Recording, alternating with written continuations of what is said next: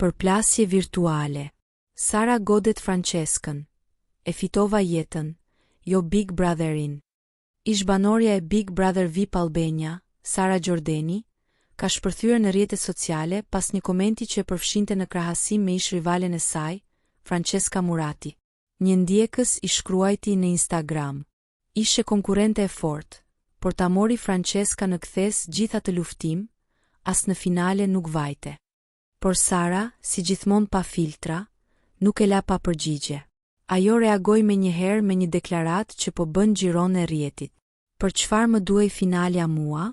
Unë nxora 2-3 herë çmimin e madh, vetëm me kontrata Instagrami."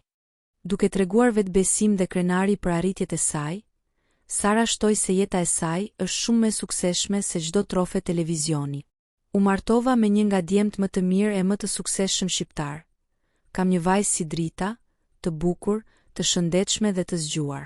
Kam qindra mijëra njerëz që më duan dhe forcohen çdo ditë nga kur ajo që kam reflektuar në jetë." Në fund, ajo mbylli reagimin me një mesazh që u bë viral: "A e di ç'a de të hër tu japësh njerëzve forcë vetëm pse jeton e frymon? Ti thua finalja Big Brother VIP."